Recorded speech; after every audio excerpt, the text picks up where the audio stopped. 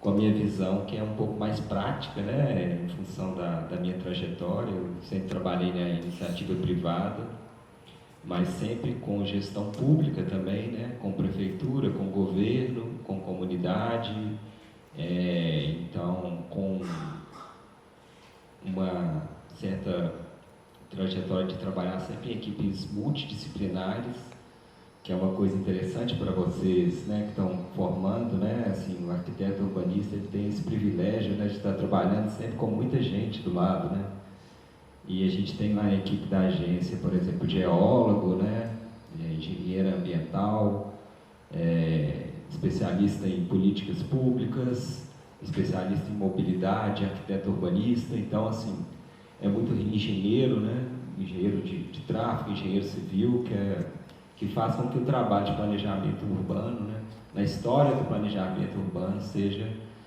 multidisciplinar e hoje caminhando para ser transdisciplinar, né, para ter mais interação entre as áreas e menos cada área em sua caixinha, né.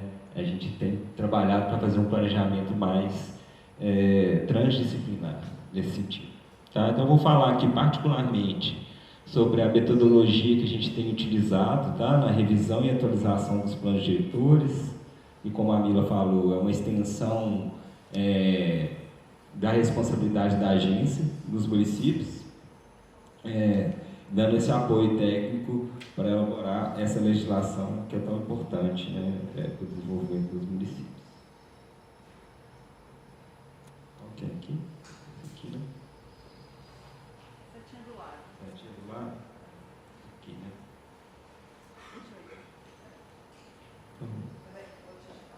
Já achei. Primeiro, vou falar um pouquinho sobre a questão do planejamento. Eu fiz meu mestrado muito tempo depois que eu já tinha formado, e isso foi bom, que me deu uma nova visão, assim, sobre tudo que eu tinha trabalhado na minha carreira mais técnica e prática, né? E a gente pôde voltar para a academia e repensar tudo aquilo que eu tinha trabalhado, né?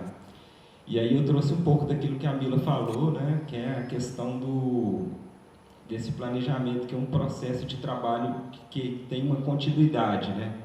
Tanto é que o Estatuto da Cidade, ele prevê, né, que o plano diretor ele seja revisto a cada 10 anos. Por quê? Né? Porque a dinâmica dos municípios vai ser alterada ao longo dos 10 anos. Né? A dinâmica da região metropolitana vai ser alterada.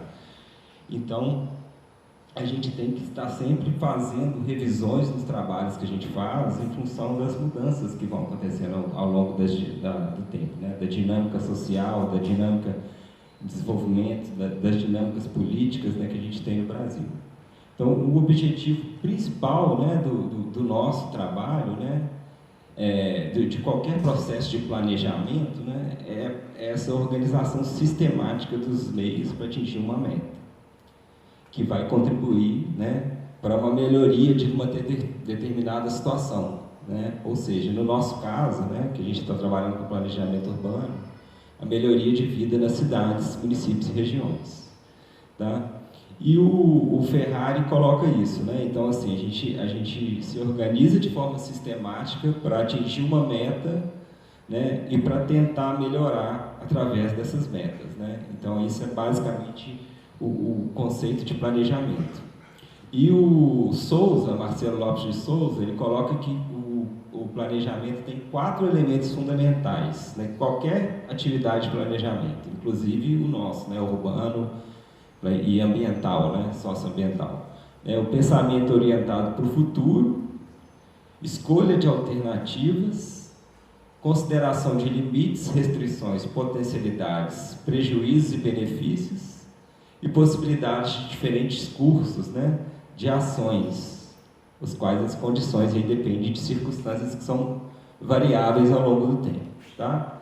E em adaptação a Collingwood, ele coloca um quinto e muito importante elemento, que é isso que a Mila trouxe hoje aqui quando ela fala da questão da aprovação do PDDI, né?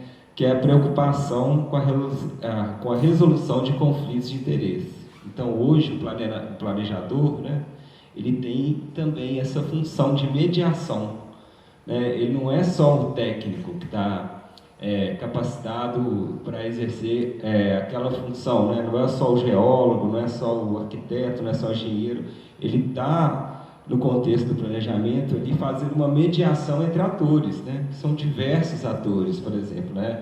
que estão ali trabalhando na revisão do plano diretor, tá?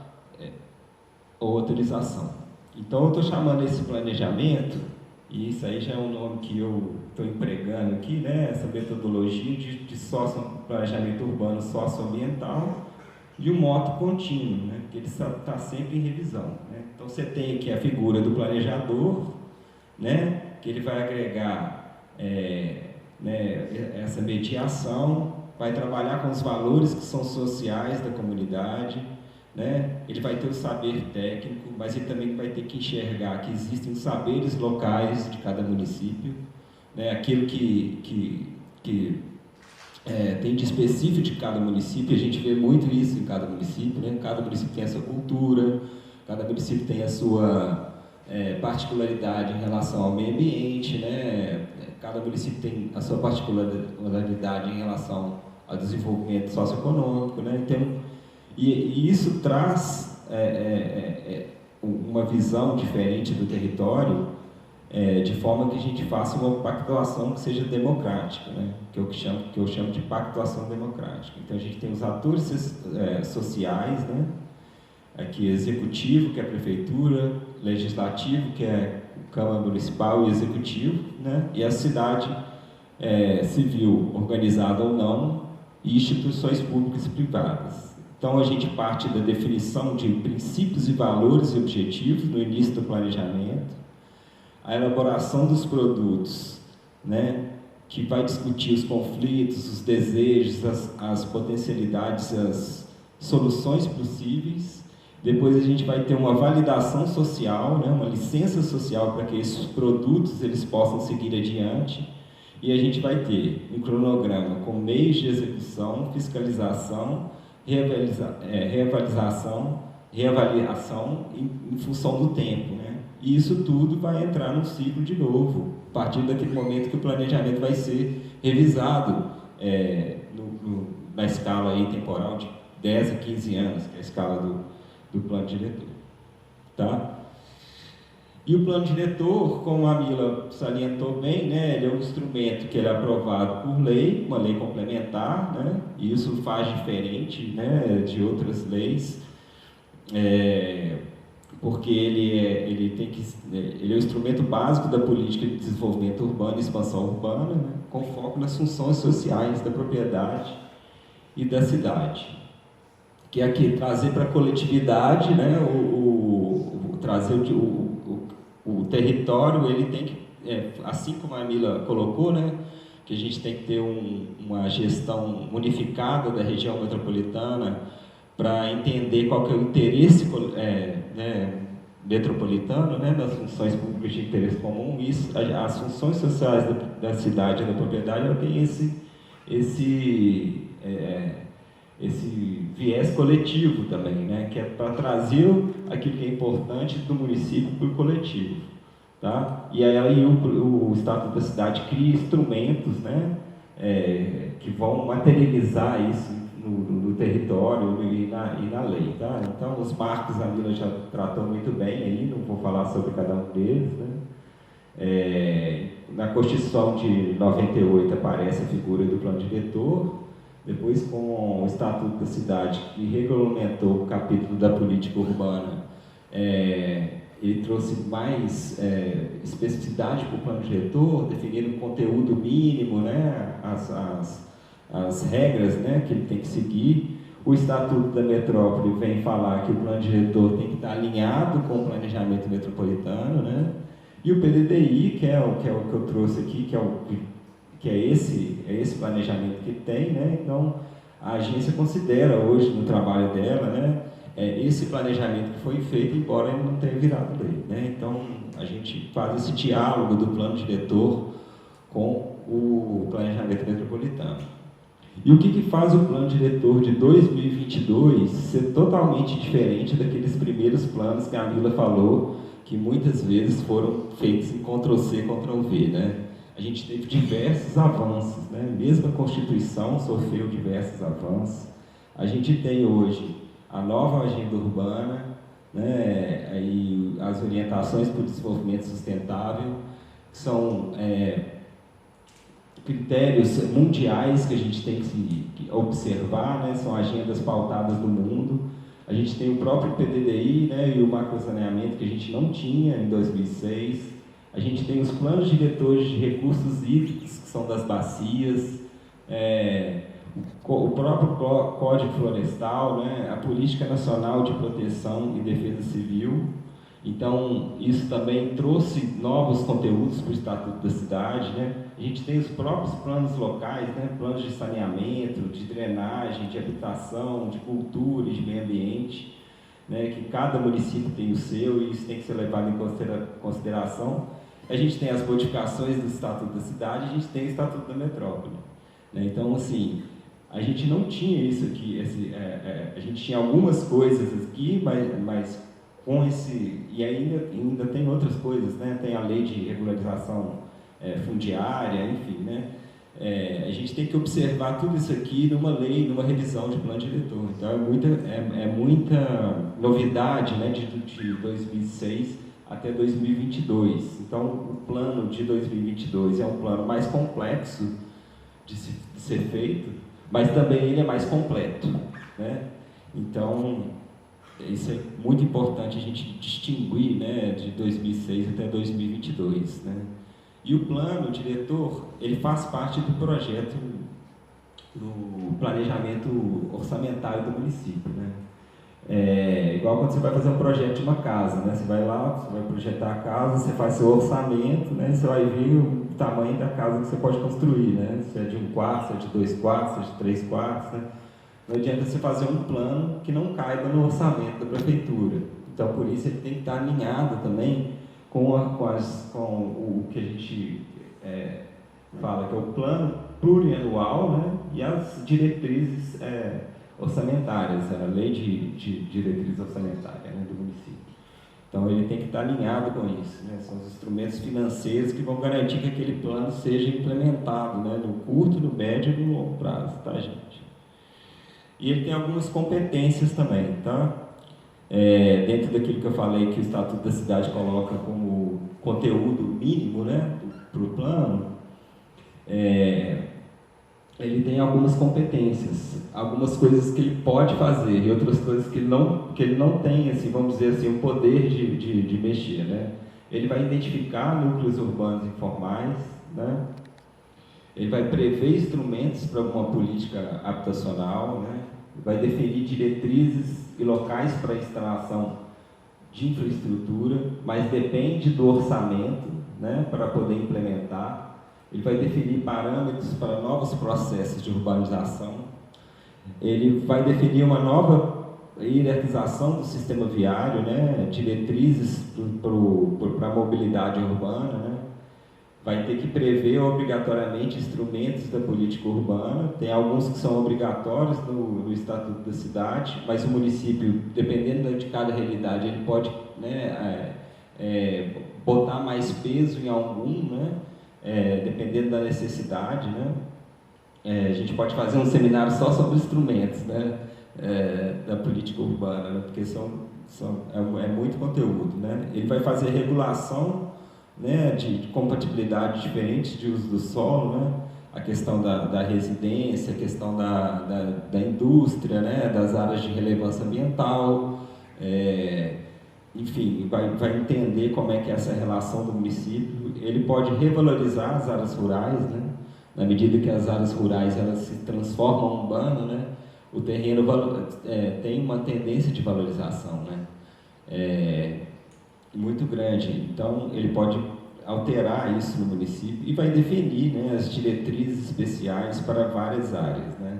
Para o meio ambiente, para a habitação, para o patrimônio cultural, turismo e desenvolvimento socioeconômico, tá? E ele vai definir no território onde são as áreas para se aplicar essas políticas públicas, né? qual parte do território, né? Imagina que o plano diretor município é igual aquela parede lá, cheia de quadradinho, né? Então, naquele quadradinho ali, a gente vai falar que a gente precisa de uma atenção maior para a habitação, né? Então, compor essa parede, espelhar isso no território e definir onde que a gente vai aplicar, em qual lugar que é melhor aplicar o quê, ou se vão ser aplicadas políticas públicas de forma simultânea. E ele tem que estar alinhado com o orçamento municipal. Então, gente, o que a gente vem tentando fazer, né, na revisão dos planos diretores, né, deixar ele um instrumento mais objetivo e menos complexo, né, não ser uma lei muito extensa e ser uma lei mais compacta, né, deixar de ser conservador para tentar ser inovador, tirar o caráter de políticas públicas setorizadas e tentar fazer com que as políticas públicas se interajam mais no plano, né, tenham mais interação entre elas, deixar de ser setorizado e ser transdisciplinar e interdisciplinar, não ser só ambiental, mas ser socioambiental, né, não ser só um plano de desenvolvimento econômico, mas ser um plano de desenvolvimento socioeconômico, não ser só propositivo, né, e ser também executivo, porque a gente tem uma leva de planos diretores muito grande, que tem muito texto, né, muita diretriz, mas não tem como a gente executar aquelas diretrizes, ele fica muito no plano conceitual e menos executivo, então tem um esforço para ele ser mais executivo. Ele ser básico, mas não só básico, mas ele ser completo, né, ele tentar ser o mais completo possível, né? E não ter só diretrizes textuais, mas ter diretrizes que sejam aplicadas no território, né? Não adianta você colocar lá, temos que melhorar o saneamento básico do município. Ok, todo mundo sabe que tem que melhorar, né? Temos que implementar casas, moradias para pessoas de baixa renda. Ok, todo mundo sabe que tem que fazer isso, mas onde? Né? E de que forma? Então, a gente tem trabalhado para que os planos tenham essa mudança de paradigma, né? E isso tudo, logicamente, envolve, né, a participação social que está no cerne do Estatuto da Cidade, né? Os planos diretores, eles são, por si só, por definição, planos diretores participativos, tá? E aí a gente pode discutir isso depois, né, a questão da participação. O plano diretor abrange todo o município, né? E aqui eu trouxe o município de Santa Luzia, né, que está aqui no vetor norte, como a Mila falou, né? Volta aqui, muito próximo de Belo Horizonte, né? De Vespasiano, Lagoa Santa aqui ao norte, Jabuticatubas tem uma pontinha aqui em cima, o tamanho de Jabuticatubas, né? Esmeraldas impressiona mesmo, né? Da região metropolitana, né? Taquaraçu de Minas e Sabará. Então, é um município que está em diálogo com vários municípios aqui, né? Que tem uma inserção metropolitana muito grande, né? Talvez dos municípios que a gente tenha trabalhado lá na revisão do plano diretor, é o mais metropolitano nesse sentido, por várias questões, né? Eu vou trazer alguns exemplos que a gente está trabalhando com a Santa Luzia, né? Dessa questão da inserção de Santa Luzia na região metropolitana, né? Isso para falar que, além de ter essa relação, né, com a região metropolitana, o plano diretor ele tem que abranger todo o território, não só a cidade, né, onde que a gente está aqui construída, mas tem que considerar lá a área rural, né, enfim, né, tem que dar conta do território como um todo. E aí a gente tem trabalhado com essa metodologia, que é uma metodologia que já vem sendo empregada pelo planejamento da região metropolitana desde 2009, né? Aliás, na verdade, assim, né, desde 1970, né? Assim, mas assim, ela vem sendo aperfeiçoada, né? E com o Estatuto da Cidade,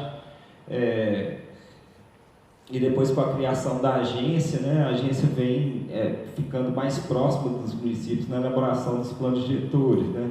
Já foram 11 apoiados na gestão passada, e agora a gente tem mais 9 sendo apoiados. Então, né, para os 34 municípios, são bastante municípios com apoio da agência. Tá? E a metodologia, gente, ela observa, né, as potencialidades, os conflitos e os desejos. Né?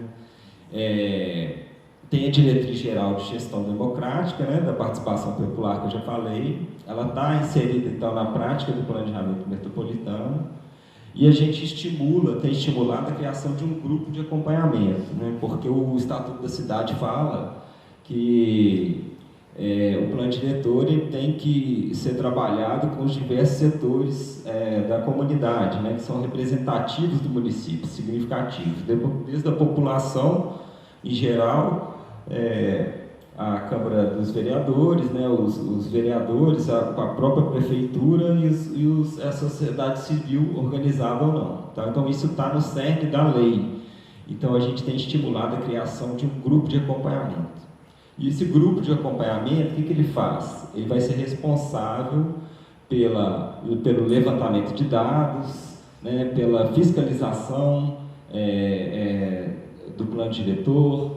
Ele vai ser responsável por trazer as discussões do plano diretor para toda a cidade, né, e ele vai participar efetivamente de todas as reuniões. Então é feito um decreto, né, um decreto lá nos municípios do prefeito com as responsabilidades, né, do grupo de acompanhamento, e ele é eleito preferencialmente em uma audiência pública. Tá? Depois, quando a gente passar o cronograma aqui do plano diretor, para vocês terem uma ideia geral das etapas de elaboração do plano diretor, eu vou explicar mais certinho. Tá? Então, essas são as resoluções recomendadas, número 25 de 2005 e 34, que trazem as maiores informações sobre a gestão democrática, né, a elaboração de audiências públicas e os critérios de participação na revisão do plano diretor. Tá? E aí a gente tem o quadro da Covid, né, em 2019, e a gente se deparou com isso, né, fazendo o planejamento dos municípios, não podendo fazer encontros pessoais, e acabamos usando, né, a tecnologia a nosso favor, como todo mundo fez. Né? E para nós teve, né, lógico que tem aquela diferença do pessoal, da gente poder estar aqui, por exemplo, junto, conversando, dialogando e tal, mas em relação aos municípios foi muito interessante, porque diminuiu demais o tempo de viagem dos técnicos ao município, e a gente começou a ter muito mais reuniões do que a gente teria se a gente fosse naquele modelo antigo, de deslocar para o município, de ter que deslocar os técnicos todos para fazer uma reunião. Então a gente conseguiu fazer um cronograma de reuniões muito maior, com muito mais encontros. Então a gente encontrava semanalmente, né? A gente está apoiando 9 municípios, né? Desses 9, esses 3 últimos aqui entraram agora, mas eles estão em processo diferente, porque eles querem fazer só uma atualização da lei deles, como o PDDI, né? E esses outros a gente trabalhou a revisão mesmo de forma assim, integral, né? Do plano diretor. Então a gente fez diversos encontros, né? Isso aqui são os grupos de acompanhamento de todos os municípios aí, desses 6 primeiros aqui. E foi muito interessante, né? Eu vou explicar um pouquinho aqui da metodologia que a gente usou também. Tá? Depois vou dar exemplos aqui. Tá? Então, isso aqui é um cronograma de revisão dos planos diretores, que é bom que essa caneta não está muito funcionando. Que eu trouxe aqui para vocês entenderem o tão complexo que é e o tanto de etapas que envolve, que eu acho interessante vocês terem a noção, para vocês terem ideia de como que é o processo como um todo do plano diretor. Tá? É uma visão muito prática, assim, tá?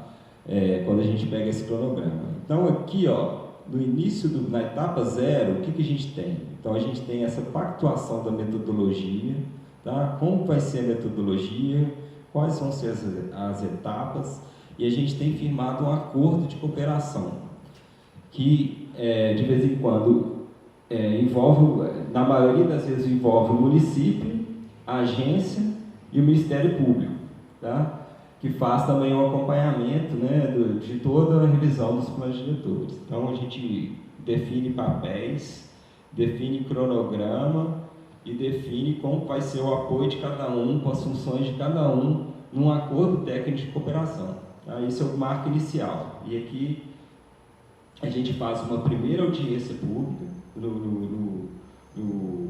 na etapa seguinte aqui, tá? Falando que vai ser feita a revisão do plano diretor, né? O que é o plano diretor, apresenta o plano diretor para a comunidade e elege esse grupo de acompanhamento. Então, as pessoas que vão na audiência, elas se inscrevem, né, para participar, e aí a gente faz uma eleição pública dos membros que vão ser aqueles do grupo de acompanhamento, tá? E aí tem algumas dificuldades, tá, gente, nisso, né? Porque nem sempre, né, todos os grupos são contemplados, né, da cidade, né? Às vezes tem algum grupo que fica de fora do grupo de acompanhamento porque é feita uma eleição. Então, assim, para dizer que nem tudo é perfeito, assim, né? Tem dificuldades, né, de representatividade, mas é uma forma que a gente encontrou de talvez ser mais representativo possível, né, quando a gente tem uma votação, né? Lógico que tem muita disputa de interesse nas cidades, né, dos atores, então acabam as pessoas, a gente tendo um momento bem interessante até, assim, do ponto de vista do planejamento, né? Porque você vê que tem uma disputa de poder mesmo, né, para compor o grupo ali, desde o início do processo, né? E aí a gente tem a implementação do espaço físico e do espaço digital. A agência tem no site dela um espaço só para os produtos que vão ser desenvolvidos no plano diretor, e os municípios também. Então, se você acessar lá o site da agência e dos municípios, vai ter todo o material que está sendo desenvolvido do plano. E, enquanto isso, né, na sala de justiça, a gente vai aqui, ó, fazendo diversas reuniões com o grupo de acompanhamento, tá? Isso é o período inteiro. As reuniões são semanais, uma vez por semana, às vezes até à noite, né? Porque é a hora que o pessoal pode mais, porque tem gente de diversos setores, né? Então a gente vai reunir à noite com eles, a gente define uma etapa de um cronograma. Normalmente a gente pega as áreas temáticas todas que eu falei aqui, né, que são mais ou menos parecidas com aquelas funções públicas de interesse comum, né, infraestrutura, mobilidade, habitação, meio ambiente. A gente vai trabalhando no território do município com todas essas questões, né, vai passando por cada pedacinho do território e discutindo com o grupo de acompanhamento, né, nessa metodologia que a gente chama que é de potencialidades, conflitos e desejos, tá? E demandas, né? A gente vai trabalhando com isso. E a gente vai elaborando um relatório técnico situacional, que ele vai fazer uma leitura da legislação urbana, daquelas que são correlatas a ela. Depois eu vou falar um pouquinho mais. A gente vai fazer uma elaboração do relatório de diagnóstico técnico territorial, que é um diagnóstico mais profundo do município, e também sendo alimentado com as informações que o próprio GA nos dá. Então isso tem sido muito rico, assim, na nossa experiência, porque a gente pega a informação direto do agente primário, a informação que não tem em livro, gente, tá? A informação que não está no dado secundário ali, por exemplo, no estudo do IBGE ou no estudo da fundação, é direto da pessoa que está no território. Então isso é muito mais rico do que qualquer outro estudo secundário. É como se a gente estivesse fazendo um censo ao vivo, tá? Com os municípios. E a gente tem, depois, uma primeira audiência, né, que a gente levantou essas potencialidades e conflitos e desejos com o grupo de acompanhamento e vai apresentar elas de forma mais ampla na audiência, para que as pessoas da cidade possam contribuir com esse trabalho. E esse trabalho fica também disponibilizado, né, nas redes sociais. Hoje as audiências todas são gravadas e são transmitidas pelo YouTube, que é uma coisa que não tinha, gente, não tinha isso antes, sabe? essa possibilidade que a gente tenha hoje, né, de estar vendo a audiência depois dela acontecer, né, vendo o que aconteceu, as pessoas não precisarem ir lá no local para ver uma ferramenta incrível que a gente tem hoje, não tinha antigamente, né? A possibilidade de divulgar o que está acontecendo na audiência pública. Tá? E aqui eu trouxe, a Lila falou muito sobre isso aqui, né? Sempre tem algum problema aqui, tá, gente? No período eleitoral, ou a gente tem que recompor o grupo de acompanhamento, porque algum vereador foi trocado, ou algum prefeito mudou, e aí a gente vai ter que negociar de novo todo o processo do plano diretor. Então, assim, sempre tem alguma surpresa que acontece, né? E a gente tem que trabalhar com essas surpresas. A gente faz vistorias em campo também, né? Percorre o município, tá? Para não ficar aquele trabalho só assim, feito do escritório. Então a gente vem no município, conhece o município, roda o município, né? E a gente dá o apoio técnico, né? Quem toma a decisão final é o município. A agência não dá a decisão final. A gente dá o apoio técnico. O município vai decidir o que ele quer, né? Ele vai poder, em função dos estudos que foram feitos, dos levantamentos que foram feitos, tomar suas próprias decisões, e a gente ajuda ele a tomar essas decisões na medida que a gente está fazendo um apoio técnico, mas a decisão final é do município, tá? E depois que a gente fez esse diagnóstico, levantou legislação urbanística, né?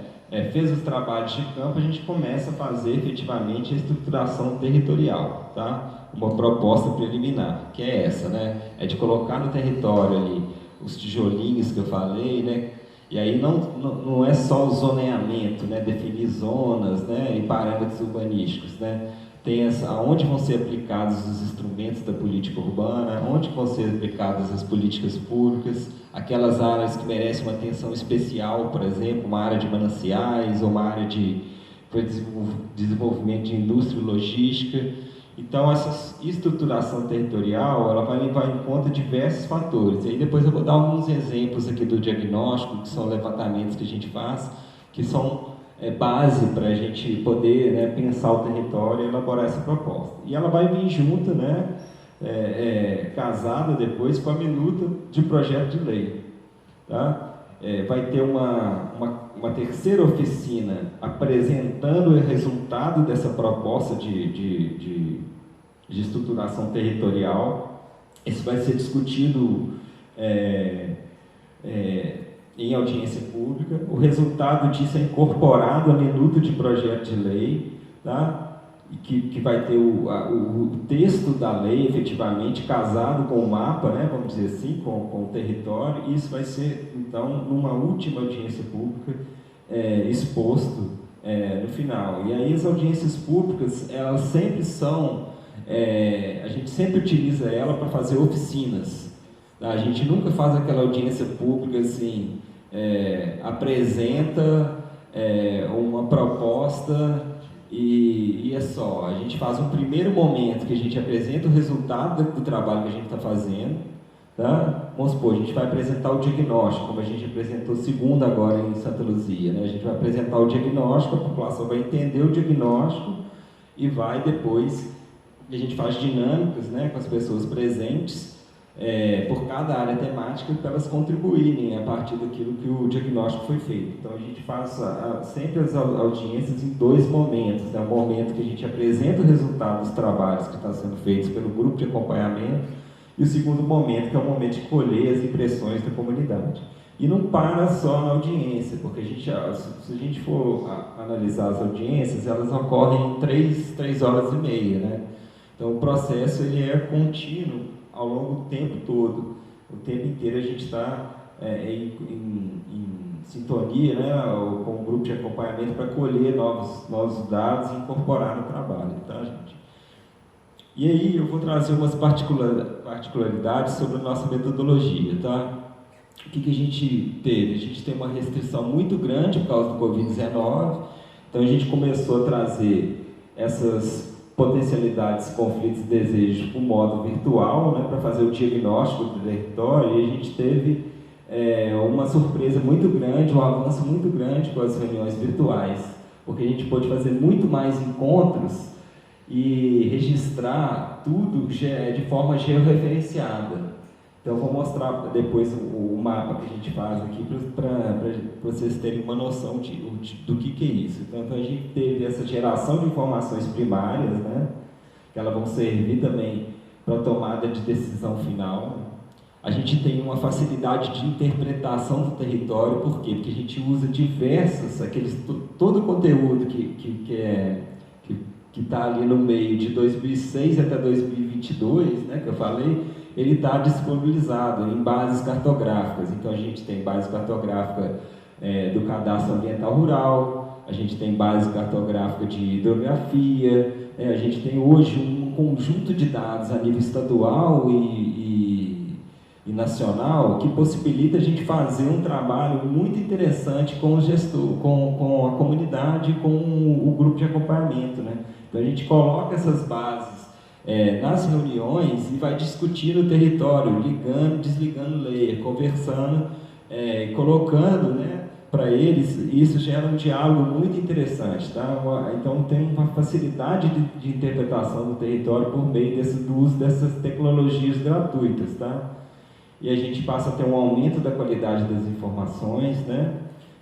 Tem o fator afetivo também, de estar ali trabalhando toda semana, então acaba que aquela distância entre poder público e sociedade, ela diminui, e inclusive contribuindo para as próprias secretarias municipais, que a gente sabe que tem um problema em muitos municípios das secretarias mesmo com o seu dia a dia, seu afazer diário, se comunicarem, e a gente acaba propiciando isso nesses encontros também, né? As próprias secretarias compartilhando as suas experiências, né? E ela também contribuiu para diminuir, né, isso que eu falei, as formalidades e aproximar as pessoas que estão ali discutindo o plano diretor, tá? Então a gente vai passando, esse aqui é o território de Santa Luzia, né, por cada pedacinho, tá, e levantando conflitos, potencialidades e desejos de todo o território, tá, e de todas aquelas 12 funções públicas de interesse comum. Então a gente passa aqui, por exemplo, Pinhões. Tem saneamento, tem esgotamento? Sim, não. Como é que é? Não tem esse problema. Aí tem um técnico da prefeitura, o secretário que tem uma informação, tem um cadastro. Aí a gente vai, a Copasa tem essa informação. Então a gente vai cruzando, né, porque o grupo de acompanhamento, por exemplo, a Copasa participa a Secretaria de Desenvolvimento Urbano, a Secretaria de Transportes, as pessoas da comunidade. Então a gente vai tendo uma leitura territorial em tempo real na reunião, tá? Ligando e desligando camadas, dando informações. Então isso é muito valioso. Isso gera uma tabela depois, né, gente? Porque QGIS, você marca no território ali, escreve lá o dado, o que ele representa, todas as informações, depois você tem uma tabela, né? Você gera uma tabela disso e está lá, apontado no local lá, né? Qual que é o conflito que ele tem, qual que é a potencialidade, qual que é a demanda, né? Isso vai gerando uma base muito importante de conhecimento para a gente. É muito interessante trabalhar dessa forma, porque gera menos informalidade. Quando a gente vem com o estudo técnico mais apurado, parece que a gente está fazendo uma brincadeira, tá, gente? Lá na hora, mas isso aqui, como é que é aqui? Aí, por exemplo, município pequeno fala, eles sabem, né? Esse terreno aqui é de não sei de quem, né? Do Zé das Couves. Então, assim, a gente vai trazendo informação do território que eles vão passando para a gente, eles vão nem... depois eles vão ter a noção, quando a gente devolve esse conteúdo em forma de relatório, né, com as informações que a gente passou. Então a gente faz essa leitura do saber local, transformando o saber local em informação técnica para ser usada no plano diretor depois, tá?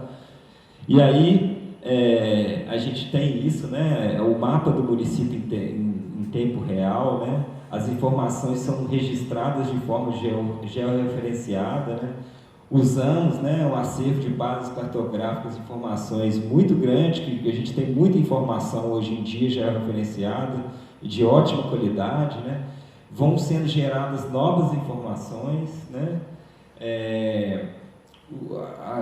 durante o processo também, a gente traz alguns atores de fora, por exemplo, a gente foi discutir a porção norte de Santa Luzia, que é uma área que está inserida no CAST. Então veio uma pessoa do Conselho da Bacia Hidrográfica, né, do Rio das Velhas, que está fazendo um trabalho de corredores ecológicos. Então ela apresenta um estudo para o núcleo gestor, né, para o grupo de acompanhamento. Então tem esses atores também que vão participando nessas interações que a gente vai promovendo. Elas são num horário pré-definido, tá? As reuniões da gente, e atores específicos podem ser convidados, tá? Cada município estabelece ali um tipo de regimento para isso, mas normalmente a gente não gosta muito de fazer um regimento muito duro, não, porque tudo que a gente tenta formalizar demais acaba prejudicando a espontaneidade da reunião, tá? Mas Santa Luzia são 56 membros, né, do grupo de acompanhamento, né? São 14 da sociedade civil, 14 de entidades públicas e 14 de entidades públicas,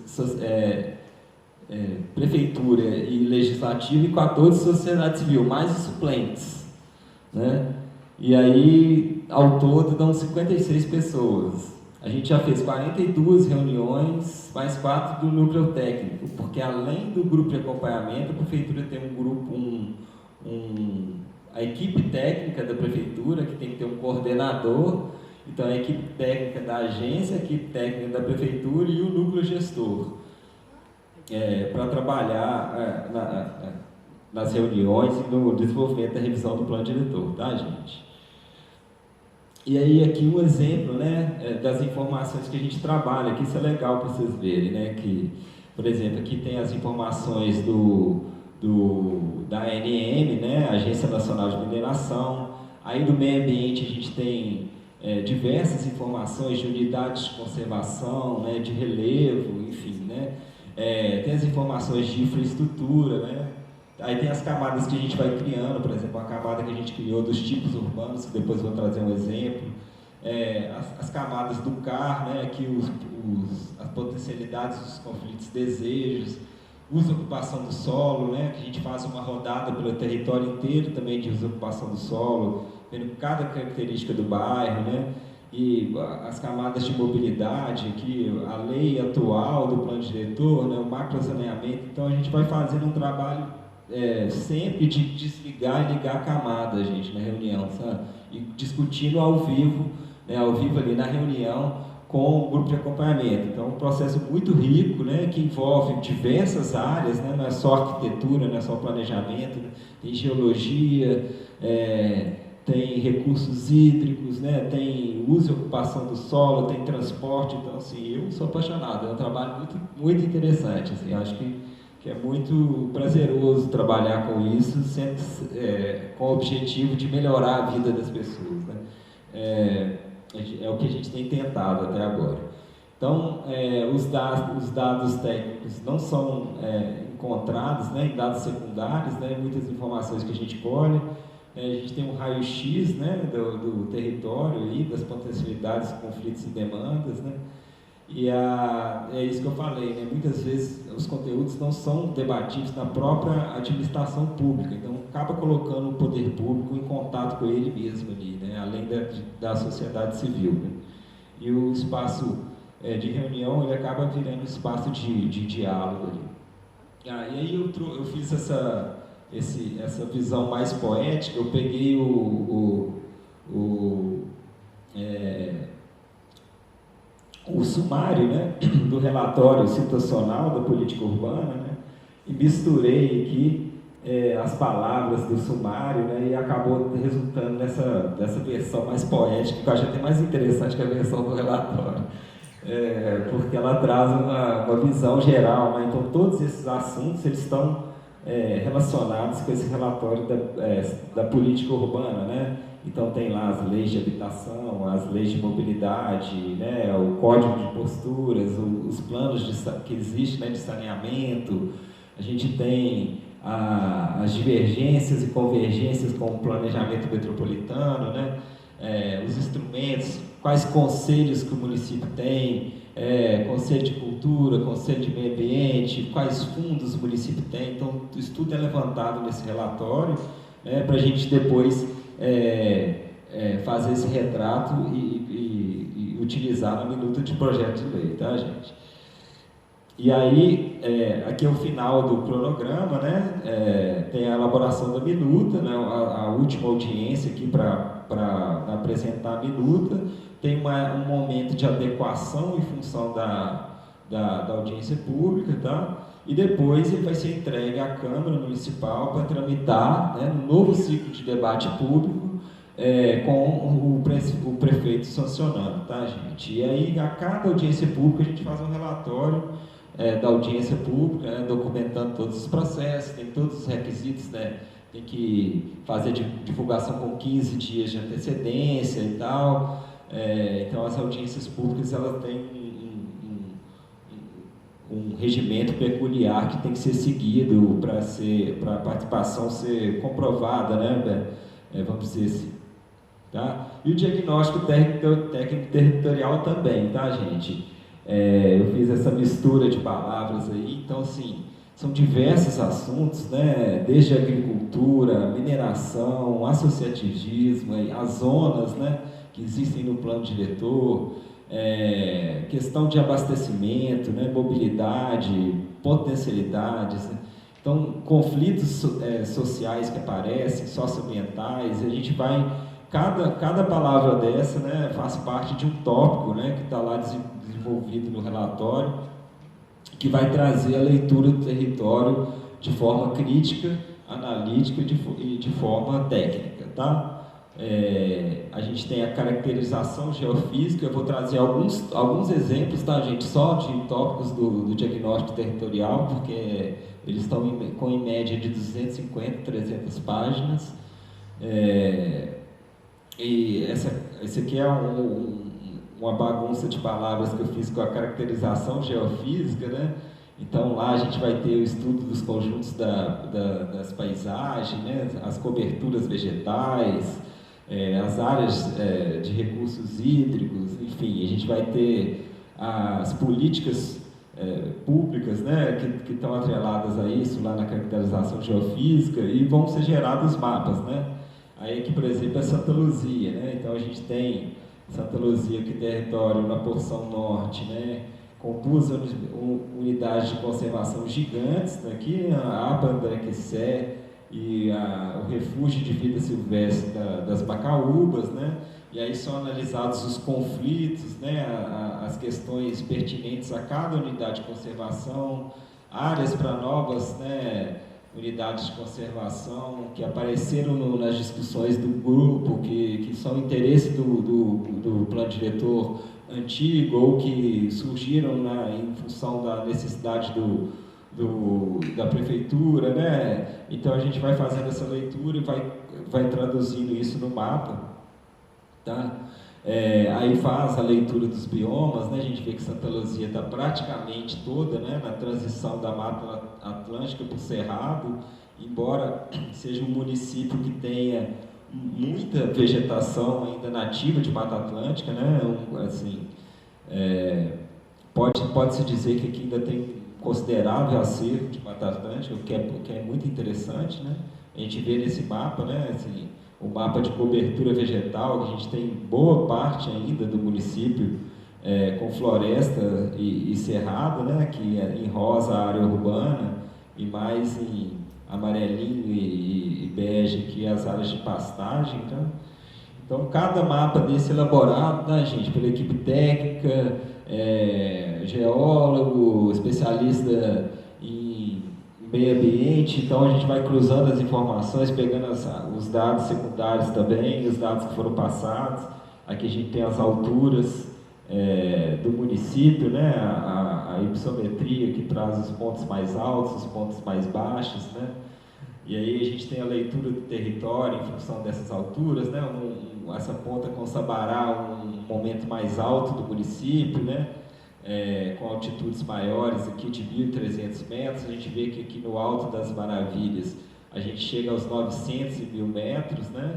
E a gente tem o vale, né, do Rio das Velhas aqui, na parte mais baixa da cidade, onde a cidade ocupou mais, né? Aí a gente traz essa leitura do território, né, que antigamente, né, na história de Santa Luzia, que na época do ouro fez muito sentido, né, a ocupação aqui para o ouro era retirado do rio, né, então a cidade acabou se formando na várzea, e hoje a gente tem um problema grave com isso, né, a gente ocupou, as cidades acabaram por ocupar as várzeas naturais dos rios, e a gente tem esse problema que é metropolitano, né, porque a gente tem uma ocupação muito densa nas áreas de reserva natural, né, das áreas do regime hidrológico dos rios, e a gente tem problemas graves em relação a isso. A gente tem que estar o tempo inteiro buscando soluções, né? A gente vê as enchentes aí que teve gravíssimas em 2020, né, e 2022, né, esse ano, né, no início desse ano, Raposos. A gente tem também a questão das declividades, tá, gente? Por que as declividades? Porque elas vão mostrar para a gente onde, né, a gente pode ter áreas mais fáceis de ser parceladas, porque na 6766, né, uma lei tão importante, a gente tem lá que acima de 30% a gente só pode parcelar com laudo, né, de um especialista, né, das autoridades competentes. Então a gente tem aqui na porção mais vermelhinha do município, né, as declividades maiores, né, e a gente vê aqui, ó, que quando chega no vermelho já está em 45, né, então 30 está mais ou menos no amarelinho aqui. Então a gente vai vendo, né, isso aí para a gente poder fazer também o planejamento do território. Tem a carta de suscetibilidade à inundação e movimento de massa, tá, gente? Que é onde que tem uma maior propensão a movimento de massa, enxurrada e inundação. Então, isso aqui, desde 2012, é obrigatório em todos os planos diretores, depois daquele primeiro desastre de Petrópolis que teve. Então, eles inseriram esse capítulo no Estatuto da Cidade. Então, isso aqui tem que ser base para o planejamento municipal.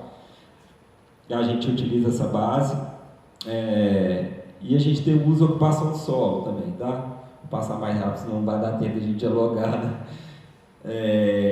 E aí são muitas questões também que a gente trabalha, a questão de evolução da mancha urbana, né? Então, a gente faz análise dos tipos urbanos. Acho que eu passei dois aqui, não. Que é isso que eu falei, né? Em função das reuniões com o grupo de acompanhamento, né? A gente vai tirando as informações de cada pedacinho do território e vai depois classificando, né? Onde estão as centralidades, né? Os lugares onde a gente tem espaços públicos convergindo com comércio e serviços, né? A parte histórica da cidade, o tipo de parcelamento, se é consolidado, se não é, se tem boa infraestrutura, se não é, né? Os conjuntos habitacionais, as áreas de equipamento de indústria e logística, os distritos industriais. A gente vai fazendo essa leitura e depois vai auxiliar muito o trabalho de zoneamento do território, tá? Aí um detalhe dos mapas. E aqui a gente tem uma situação muito metropolitana, né? Que é a análise da anuência das diretrizes metropolitanas dos processos de fiscalização de 2011 a 2017, tá? Então a gente vê o tanto que a gente está correndo atrás, apesar de que as diretrizes metropolitanas já estão aumentando muito, né? Então, o que quer dizer? As bolinhas vermelhas são os lugares que estão sendo fiscalizados. Que estão sendo fiscalizados por quê? Porque tem algum processo de irregularidade, né? Os lugares que têm diretrizes ou são novos parcelamentos ou são parcelamentos antigos que estão sendo emitidas diretrizes, né? E os azuis são onde a gente tem anuência, né? Então, Santa Luzia, assim como todos os outros municípios, tem um nível de informalidade muito grande. A Mila já falou isso aqui hoje. A gente traz Santa Luzia aqui, por exemplo, né? Então, a gente vê que está tendo um certo equilíbrio, apesar de ter muito mais irregularidade, mas já tem muito mais bolinha de anuência e diretrizes, né? E a ideia é que a gente consiga virar esse jogo, né, gente? Com planejamento das cidades, fazendo plano diretor, fazendo PDDI, né? tentando melhorar cada vez mais o planejamento da nossa cidade. Aí tem a relação com o PDDI, tá? Não vou entrar no detalhe, gente, mas aí são os complexos ambientais culturais que estão na política de urbanidades do PDDI. Então, Santa Luzia se enquadra aqui, por exemplo, em 3 momentos, né, em 3 complexos ambientais culturais, do quadrilátero ferrífero, do Central, ali no distrito de São Benedito, na Avenida Brasília, em função dos acessos das rodovias, e na questão do CART. Tá? Então, o planejamento metropolitano traz isso, a gente traz isso para o planejamento local. Tá? E ainda tem a mobilidade, que a agência tem 2 estudos muito interessantes, depois vocês acessam o site lá, que é o BI da matriz origem e destino, de pessoas, e o BI da matriz origem de destino de cargas. Então, vocês acessam lá no site da agência, então tem muita informação. Isso, por exemplo, que é a relação da exportação de Santa Luzia. A gente vê o tanto que a gente está aqui nesse pedacinho de terra e o tanto de relação que tem com o mundo aqui em Santa Luzia, não só com a região metropolitana, né? Em questão da exportação, né? Como tem um parque industrial muito robusto, né? Ela tá se relacionando com o mundo, não só com a região metropolitana, né? Aí a gente tem esses gráficos, tá, gente? Aí vocês entram lá, vocês podem alterar os dados, colocar, se você quer um dado só de determinado subsetor do IBGE, se você quer só de mineração, ou se você quer só de agricultura, você pode ir montando o seu mapa lá, interativo, é muito bacana, muito bom o trabalho que a agência fez nesse sentido. E a gente está utilizando esses dados para fazer o planejamento do município, tá, gente? Isso é só Santa Luzia? Isso é só Santa Luzia, tá? E aí a gente também tem esse mapa que é muito legal, né, do deslocamento de 15 minutos, que a gente gerou para o relatório também. Então a gente tem aqui deslocamento de bicicleta em 15 minutos, né, de pedestre em 15 minutos e motorizado. A gente tem uma leitura do território, a gente vê que tem algumas desconexões, né, principalmente do São Benedito com a região central aqui, tá? A gente faz essa análise também, que vai subsidiar o plano diretor, tá, gente? Aí são mais análises, né, da origem matriz, destino de pessoas, né? Então aqui a gente tem uma matriz de origem de destino que foi feita por celulares, tá, gente? De deslocamento por celular, uma tecnologia incrível, né? Porque antes a gente tinha aquelas matrizes de origem de destino de contagem de veículos, né, de pessoas, né? Hoje a gente usa tecnologia de celular. Então, os dados estão todos lá no site da agência, é fantástico, tá, gente? Para trabalho acadêmico, para trabalho profissional. É um estudo muito interessante, que a gente tem as médias de viagens com origem em Santa Luzia, né? E aqui de 2021, 2019 para 2021, né? A gente vê que tem uma diminuição das viagens, né? Deve ser muito por causa da Covid, né? Que a gente ficou mais em casa. Mas aí vocês podem entrar lá e é muito divertido. Eu acho divertidíssimo. Eu entro lá e fico puxando os gráficos, ligando, desligando os dados e é um barato, assim. Aí a gente tem os valores das empresas por CEP, né? Então a gente tem a localização das empresas por CEP, a gente sabe onde que elas estão no território, né? Tem dado de importação, de exportação, tem uma aba lá que é só de dados do município com os dados da RAIS, tá, gente? Que a agência fez a fusão, então é muito interessante, porque tem dados econômicos, dados de desenvolvimento agrícola, enfim, de PIB, tem muita informação. Ainda tem os potenciais de uso, que é uma matriz matemática que a gente está fazendo. Então, que a gente pega essas potencialidades, conflitos e desejos, junta com uma matriz de SWOT que a gente faz, e a gente consegue um mapa gerado matematicamente no software de georreferenciamento dos potenciais urbanos, né?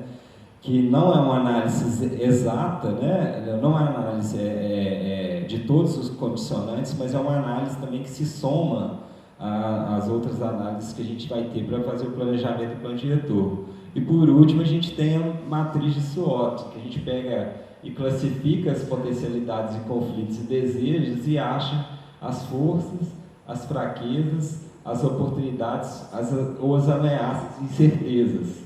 Então a gente traz aquela leitura toda que foi passada lá desde o início dos conflitos, potencialidades e desejos, né?